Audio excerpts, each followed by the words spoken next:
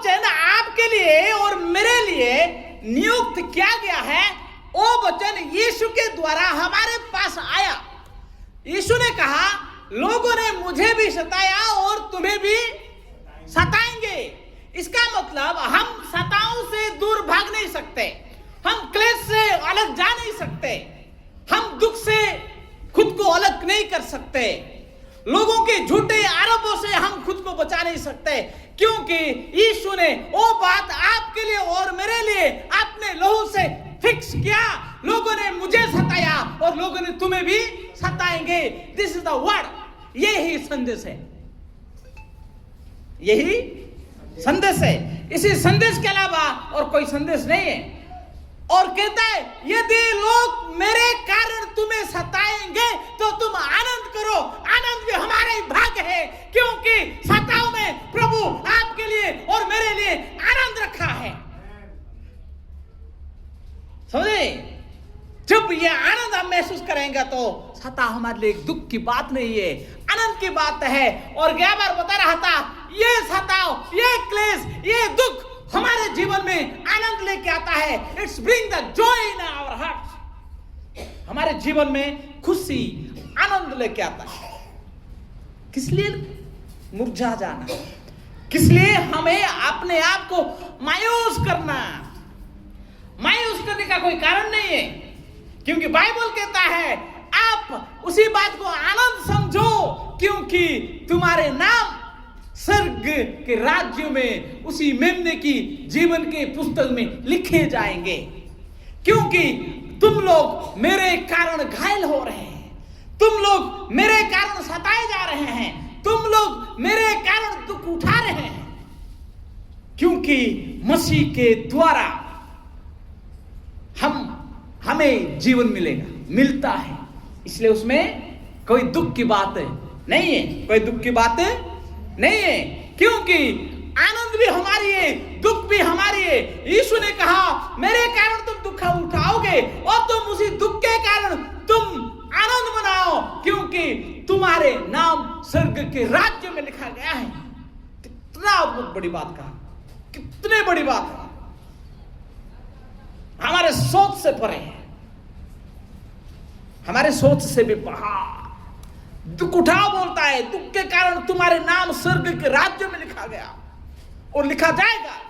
और जिसका नाम स्वर्ग के राज्य में लिखा जाता है वो जय पाएंगे, और जो जय पाएंगे वो राज करेंगे। हम राज करने के युग में जी रहे हैं। कितना बड़े वायदा, प्रतिज्ञा प्रभु हमारे विरुद्ध हमारे सपड़ में रखा। बोलो आमीन। दुख है, दुख है क्या? दुख है, हाँ? दुखी है, थोड़ा मन में दुख लग रहा है। किस किस को दुख लग रहा है? नहीं लग रहा है तो जोर से बोलो ना। सहन के कारण मेरा नाम स्वर्ग के राज्य में है, दुख के कारण मेरा नाम स्वर्ग के राज्य में है। जय जयकार करना, जय जयकार करना आनंद से। समझे बात है? पढ़िए और नेक्स्ट 70 मन मोटा हो गया, हाँ, परंतु मैंने तेरी व्यवस्था के कारण सुखी हूँ। हाँ, समझे भाई? किसमें सुखी?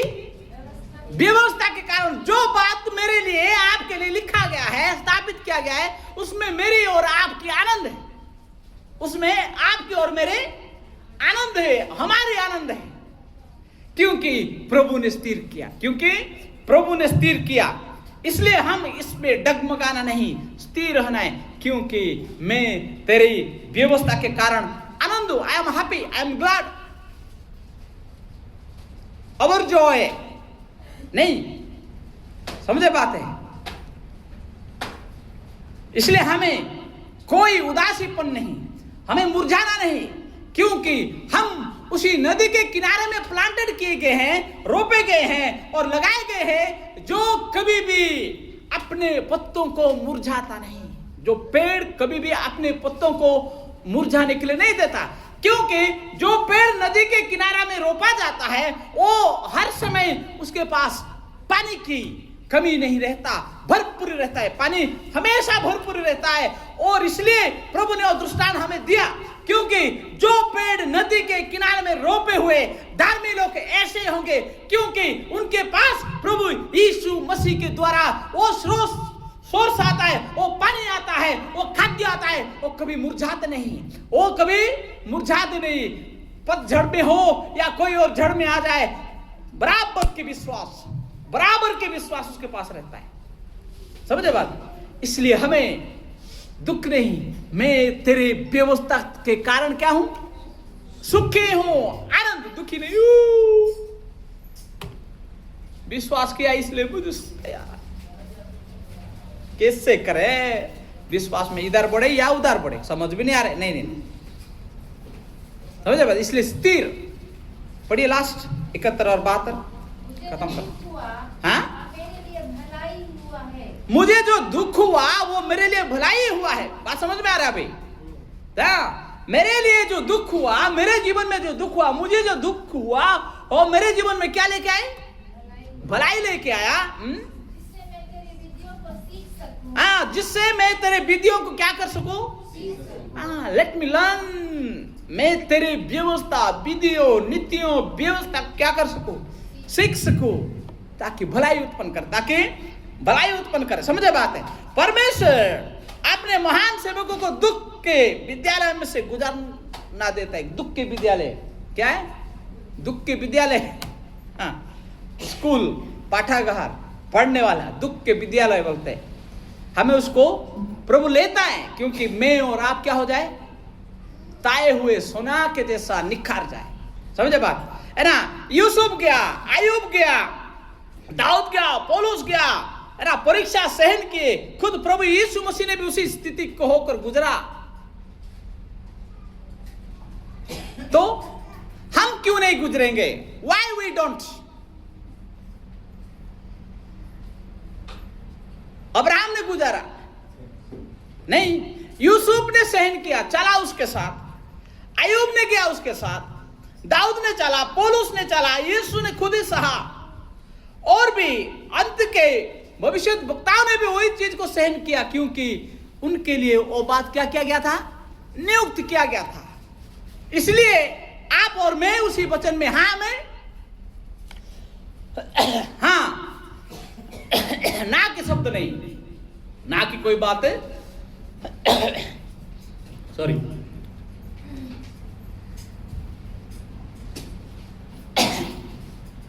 समझे? इसलिए कलीसिया को भी आज क्या करना पड़ेगा? यूसुफ के समान, दाऊद के समान, पौलुस के समान, मसीह के समान उसमें जाना ही पड़ेगा, गुजरना ही पड़ेगा, चलना पड़ेगा। क्योंकि यीशु ने कहा मैं मार्ग हूं, मैं जैसे गया हूं आपको भी ऐसे ही आना पड़ेगा। मैं मार्ग हूं, जैसे गया ऐसे आना पड़ेगा। इसलिए कलीसिया को भी पूर्णता के लिए अग्नि परीक्षा में गुजरना पड़ेगा। अग्नि परीक्षा पढ़िए, पत्रस, पहला पत्रस 1:7, फटाफट, पहला पत्रस 1:7।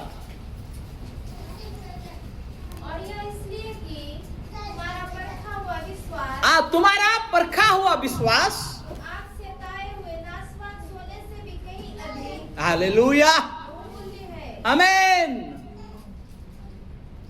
हमारे परखा हुआ विश्वास नाशवान उसी सोने से भी अधिक क्या है? बहुमूल्य है। क्या है? बहुमूल्य है, नहीं, उत्तम है, बहुमूल्य। क्या है? आपका विश्वास कीमती नहीं है तो क्यों चिल्ला रहे नहीं? आवाज कहाँ है?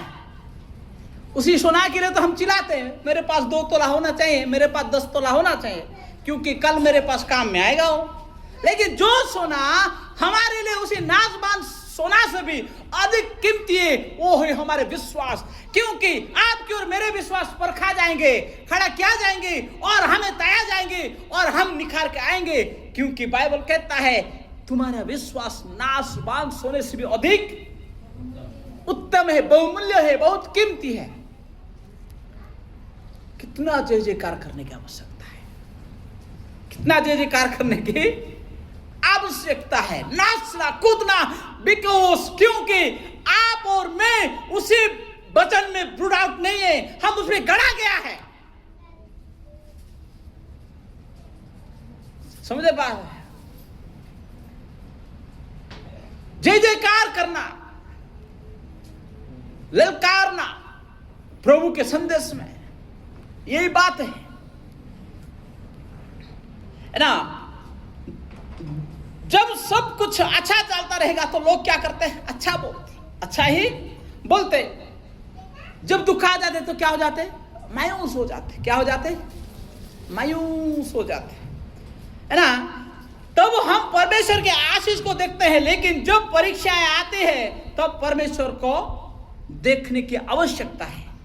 परीक्षा में, सुख में तो सुख है, दुख में कौन सुखी होगा? सुखी वो होगा जिसके पास वचन है, जिसके पास वचन है। समझे बात? इसलिए लास्ट पढ़िए बात। मेरी दी हुई हाँ, व्यवस्था तेरी दी हुई व्यवस्था मेरे लिए हजारों रुपयों और मोहरों से भी हजार रुपयों के मोहरों से भी उत्तम है। उत्तम है। समझे बात? इसलिए वचन सोने और चांदी से अधिक मूल्यवान है, और वचन परमेश्वर की है। समझे बात है? और इससे कोई बड़ा कीमत हम लगा नहीं सकते। धरती ना आसमान की कोई भी कीमत इसके ऊपर नहीं लगा सकते, क्योंकि परमेश्वर की वचन अधिक बहुमूल्य है। वचन सोने और चांदी से भी अधिक मूल्यवान है। अंतिम दिनों में बहुत से लोग आशीष चाहते हैं, लेकिन वचन नहीं चाहते। उनको गाड़ी चाहिए, उसके कार चाहिए, उसको धन चाहिए, उसके बड़े बड़े मकान चाहिए, उसकी बिल्डिंग चाहिए, लेकिन वचन नहीं चाहिए, क्योंकि वचन की कमी हो जाएंगे अंत के दिनों में। बाइबल में लिखा है, बाइबल में लिखा है, अंत के दिनों में वचन की कमी हो जाएंगे। दुर्भिक्ष, मरुड़ी, महामारी नहीं। समझे बात है? अकाल पड़ेंगे। क्या पड़ेंगे? वचन के अकाल।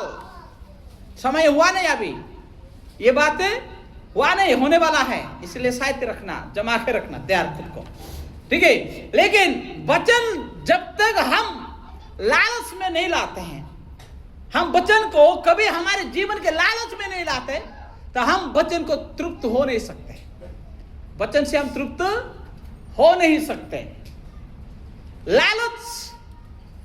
लालच ही हमारे को तृप्त करता है। समझे बात? नहीं आया? लालच हमारे को तृप्त लेता है, तृप्त लेकर आता है। हेलो, सही है? नहीं है?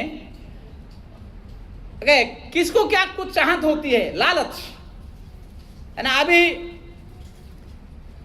कहां गया? अपेक्षा, है ना। सेम को साइकिल चाहिए था। क्या चाहिए था? साइकिल चाहिए थी उसको, बड़े प्यार से, है ना। इसके लिए इन्हें कितने दिन, कितने बार बोला होगा टाइटस भाई को, उसको ही मालूम है। अरे जिस दिन वो साइकिल आई होगा इसके पास, इसके आनंद कहां पहुंच गया होगा? कहां पहुंच गया? 7th हेवन में, 7वें आसमान तक जा उठता है। अपेक्षा, हमारी बेटी क्या करती थी? सेम के साथ डील करती थी। चाहत क्या है? चाहत, पापा सेम 8,000 से साइकिल बेच रहा है, मुझे देखी दिलवा देना, बोलती थी। चाहत। और जब उसके पास नए साइकिल आए, वो कुछ नहीं देखी, क्योंकि उसके आनंद, उसकी चाहत, उसकी लालच आनंद में बदल देता है। आनंद में बदल गया, और किसी बात को नहीं देखी उसने, क्योंकि मेरी जरूरत मेरे पापा मुझ में क्या की? पूरा किया। जॉय। समझे बात है? क्या है? जॉय। इसलिए जब तक हम चीजों के प्रति लालच नहीं रखते, वचन के प्रति लालच नहीं आता, तो हम वचन के द्वारा अपने आप को कभी भी संतुष्ट कर नहीं सकते। We can't। जरूरी चीज जरूरतमंदों को आएगा तो उसके अंदर की दुख सुख में बदल जाएगा, और बदल जाती है। समझे बात है? इसलिए लालच, वचन के प्रति होना हमारी जिम्मेदारियां है। गुनाह नहीं, क्राइम नहीं, ये हमारी अभिलाषा वचन के प्रति वफादार बनने के लिए आता है, ताकि आप और मैं वचन में सही रीति से, ढंग से खड़ा हो सके। चल सके, बैठ सके, उठ सके, खा सके, पी सके। इसलिए सच्ची कलीसिया आशीष से अधिक वचन को चाहती है, क्योंकि उसकी लालच वचन में है। उसकी सारी चीज किसमें? वचन में होता है। किसमें होता है? वचन में होता है। समझ आए? जो वचन को ग्रहण करता है वो अनंत जीवन ग्रहण करता है। यीशु ने कहा जो मुझे ग्रहण करेगा वो अनंत जीवन ग्रहण करेगा या पाएगा, क्योंकि वचन ही प्रभु यीशु मसीह था और है और रहेगा। इसलिए जितना लालच उतना जीवन, जितना भूख उतना खाना, नहीं भूख नहीं खाना। जिसको भूख लगता है उसको तो खाना देते ना, कि सबको देते हैं। बच्चे रोते हैं तो उसको हम खाने के लिए प्रबंध करते हैं। हम तो नहीं रोते भूख के लिए। आप रोते क्या? बड़े लोग आप नहीं रोते। आपको सहन करने की शक्तियां है, बच्चे के पास सहन करने की शक्तियां नहीं है। बच्चे को भूख लगता है तो वो तड़पते, हम नहीं तड़पते। हम 1 दिन 2 दिन 3 दिन 7 दिन 8 दिन रखते तो हम थोड़ा सहन कर लेते हैं, पानी पी के गुजार लेते, लेकिन बच्चे नहीं गुजार सकते और रोते हैं। हमारे जीवन ऐसे होना चाहिए, प्रभु मुझे वचन की आवश्यकता है, क्योंकि मेरे जीवन तेरे वचन में है, ताकि मैं क्या हो सकूं? जीवित हो सकूं, जिंदा हो सकूं। समझे बात? इसलिए वचन की लालच, क्योंकि वचन की कीमत सोने से भी अधिक कीमती है, चांदी से भी अधिक कीमती है। 1000 चांदी के सिक्कों से भी मोहर दिए गए उससे भी और बहुत मूल्यवान है, मूल्यवान है। The law of the mouth is the best unto the 1000 of gold and silver। 1000 उसी सोने के चांदी से भी अधिक मूल्यवान। तो इसके मतलब हमको क्या चाहिए? आपको क्या चाहिए? आप और मैं डिसाइड करते हैं मुझे क्या चाहिए और आपको क्या चाहिए। प्रभु ये देखता है, प्रभु नहीं देखता है। प्रभु ये देखता है कि इनको क्या चाहिए, कलीसिया को क्या चाहिए, विश्वासी को क्या चाहिए। प्रभु उसी के हिसाब से उसी के जीवन में कार्यकारिता करता है और चीजों को प्रबंध करता है। Hallelujah, hallelujah. इसलिए हम कभी इधर उधर नहीं जाना चाहिए, भटकना नहीं चाहिए ना। यूहन्ना कहता है 6:68, यूहन्ना लिखित सुसमाचार अध्याय 6:68।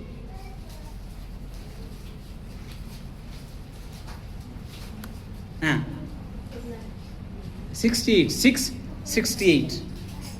6 गॉस्पेल ऑफ जॉन 6:68। हाँ हाँ, हे प्रभु हम किसके पास जाए? हाँ तेरे ही पास है। समझे बात? हम दौड़ने की आवश्यकता नहीं, हम वचन मिला है, वचन में स्थिर रहने की आवश्यकता है। पढ़िए 24:35 मत्ती 24:35।